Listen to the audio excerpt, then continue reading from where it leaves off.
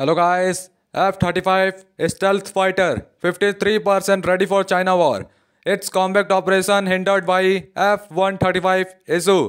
तो जो अमेरिका का स्टेल्थ फाइटर F-35 है, ये केवल 50% लगभग 50% ही तैयार है चाइना से युद्ध के लिए। और कारण है इसका F-135 इशू। तो ये इशू क्या है मैं बताने जा रहा हूँ। F-135 फाइटर जेट बहुत ही भारी मात्रा में यूज़ होता है इंडो पैसिफिक रीजन में चाइना को डराने के लिए। लेकिन जो इंजन रिलेटेड प्रॉब्लम है इसकी, ये एक बहुत बड़ी समस्या आ गई है। और F-35 फाइटर एयरक्राफ्ट जो है one of the most valuable military asset है यूएस मिलिट्री में। यूएस का सबसे खतरनाक फाइटर जेट्स में से ये है और बहुत ही इंपॉर्टेंट इक्विपमेंट है जो कि एयर ऑपरेशंस में काम आता है अपोनेंट्स लाइक चाइना जो कि इंडो पैसिफिक रीजन में कब्जा करना चाहता है। पिछले दिनों यूएस एयरफोर्स ने अनाउंस किया है deployment of F-35 lightning 2 fighters Okawa में, जो कि रिप्लेस करेगा अपने परमानेंटली स्टेशन F-15 ईगल को कदेना एयर बेस जापान में। F-15 eagle 4th generation fighter plane है जिसको रिप्लेस किया जा रहा है 5th जनरेशन फाइटर प्लेन के साथ। और एयरफोर्स कदेना बेस बहुत ही स्ट्रैटेजिकली लोकेटेड एरिया है, 450 माइल्स दूर है ताइवान से। तो हम लोग जानते हैं चाइना और ताइवान का भाई 420 का नंबर है, दोनों में दुश्मनी खतरनाक चलती है और ताइवान पे चाइना कभी भी हमला कर सकता है। तो इसीलिए भाई अमेरिका जापान के बेस में हमेशा तैनात रहता है ताइवान की मदद के लिए। और बेस खुद में क्रूशियल और सेंट्रल पॉइंट है पैसिफिक रीजन में, इसलिए एयरफोर्स कमिट है रिप्लेस करने के लिए अपने पुराने F-15 ईगल को नए और एडवांस एयरक्राफ्ट के साथ जिसमें एक्सीलेंट कैपेबिलिटी होगी। Other 5th generation aircraft F-22 और F-16 पहले से ही कदेना एयरबेस में है। और नॉन लेस जो F-35 होगा ये यूएस एयरफोर्स की ताकत को बढ़ा देगा 3 गुना 4 गुना। और डिप्लॉयमेंट जो होगा ये बहुत ही लार्जर ट्रेंड है एशिया में, जो कि इन्वॉल्व करता है increasing presence of 5th generation combat aircraft. मतलब एशिया में जितने भी देश हैं सब लोग 5th जनरेशन एयरक्राफ्ट को रख रहे हैं, जिसमें साउथ कोरिया, जापान, यूएस के 2 दोस्त जो हैं सबके पास F-35 फाइटर जेट है। और ये F-35 लाइटनिंग 2 देखने में बवाल है।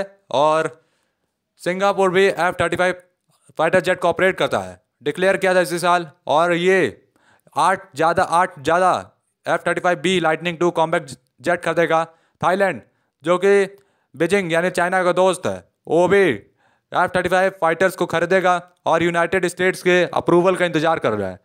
रेलिवेंस जो है F-35 एयरक्राफ्ट का इंडो पैसिफिक एरिया में यह एट्रीब्यूट किया गया अपने कटिंग एज टेक्नोलॉजी को लेकर, यानी इसकी खतरनाक टेक्नोलॉजी है, इंप्रेसिव कैपेबिलिटी है, गजब की क्षमता है और adaptability in various military operation, अपने आप को ढालने की भी क्षमता रखता है अलग अलग मिलिट्री ऑपरेशंस में। इसमें एडवांस्ड स्टेल्थ है फीचर, साथ में F-35 डिज़ाइन किया गया है डिटेक्ट कर लेगा रेडार को और उसको उड़ा देगा, जिसको वैल्यूबल एसेट बनाता है कंडक्ट करने के लिए कवर्ड मिशंस, यानी सामने से हमला करने के लिए भी और पीछे से हमला करने के लिए भी। ये खतरनाक फाइटर प्लेन है।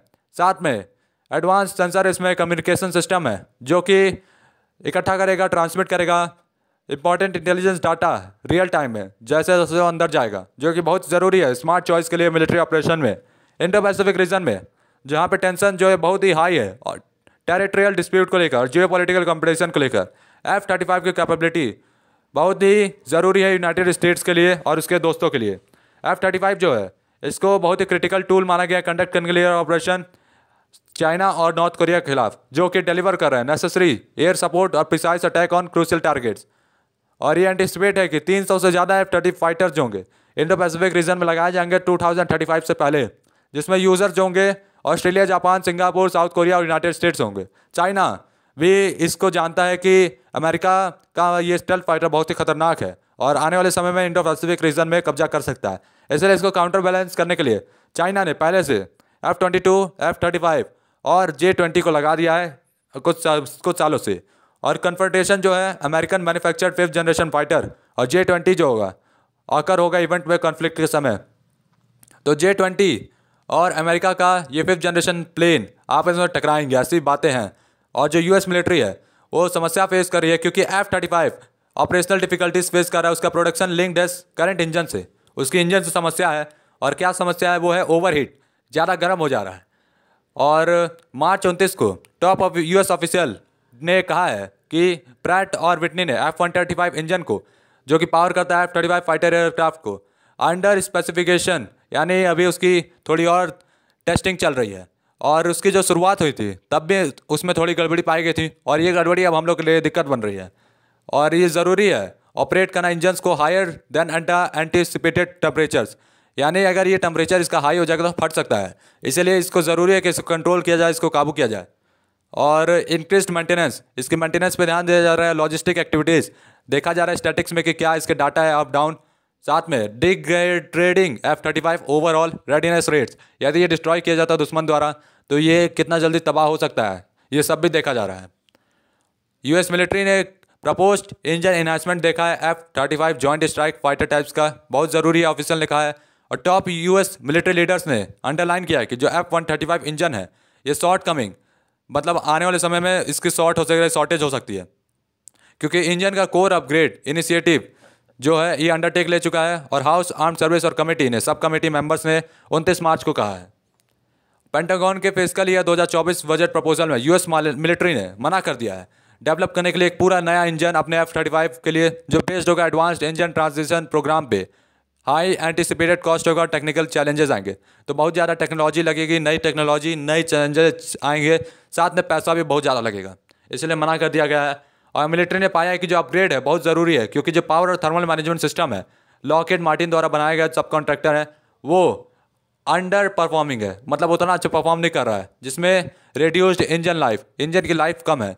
पेंटागन के F-35 जेट जो होंगे इसमें around half of its deemed mission capable aircraft है, जो कि सिग्निफिकेंटली कम है 65% टारगेट से, according to F-35 Pentagon executive officer. तो इनके कहने का मतलब है जो F-35 की क्षमता है वो 65% तक कम हो जाएगी यदि इंजन रास्ते में बिगड़ गया या ख़राब हो गया या इसकी जो ओवर रेटिंग ज़्यादा हुई तो।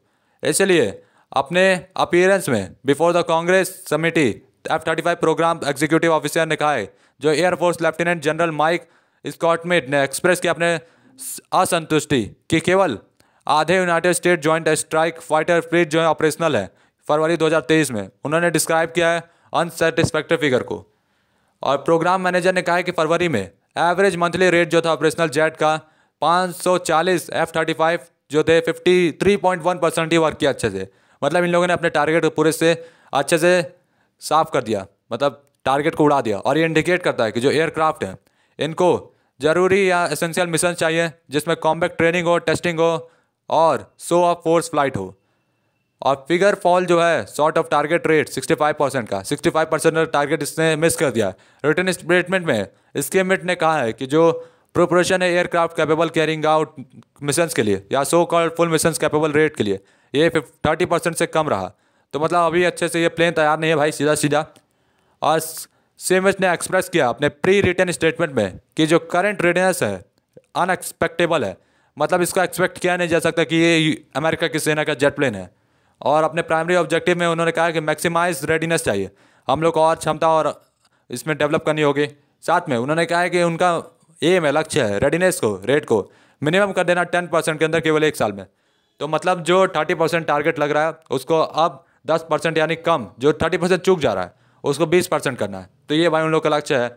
और ये आप देख सकते हैं F-35 लाइटनिंग 2 अभी तक ये पक्का नहीं है कि जो रेडीनेस रेट है पिछले महीने इंडिकेट करती है कि शॉर्ट टर्म फ्लक्चुएशन या short term start a prolong pattern, यानी छोटी समस्या है या बड़ी समस्या आने वाली है, ये अभी पता नहीं चला है। स्कीमेट ने कहा है कि इसने कुछ स्पेसिफाई नहीं किया cause of decrease in readiness states, ऐसा कोई कारण नहीं दिया इसके डिक्रीज के रेडीनेस स्टेट में। लेकिन पिछले में जो लैक ऑफ स्पार्क पार्ट्स थे, मतलब इसके जो स्पेयर पार्ट्स है और फ्रीक्वेंट ब्रेकेज ऑफ पार्ट्स, कुछ पार्ट्स का टूट जाना और इंजन कंपोनेंट्स का एक्सपेक्टेशन से बाहर काम करना, यानी उतना अच्छा काम नहीं करना, इसके पोटेंशियल फैक्टर्स जो हैं ये ज़रूरी हैं। और addition of lack spare parts और frequent breakdown of engine components, other issues भी हैं जो अफेक्ट कर रहे हैं F-35 को फ्लीट रेडीनेस को, जैसे प्रोलॉन्ग डिपोर्ट रिपेयर टाइम्स, यानी बार बार रिपेयर करना इसको, और need for faster than anticipated repairs for replacement, तो इसका रिप्लेस करना प्रैट और विटने इंजन पावर मॉड्यूल्स को। रिसेंट ईयर्स में प्रॉब्लम्स जो है F-135 इंजन के साथ वो बहुत ज़्यादा हुई हैं और नोटिसेबल रही हैं। 2 साल पहले सिग्निफिकेंट मेंटेनेंस बैकलॉग जो था एट्रीब्यूट किया गया बहुत इशूज़ में, जिसमें इंजन का turbine blade heat protective coating जो था अर्लियर एंटिसिपेट किया गया, मतलब इन सब में भाई थोड़ी थोड़ी दिक्कत है। और तब तक के लिए भाई लोग good bye, tata bye bye.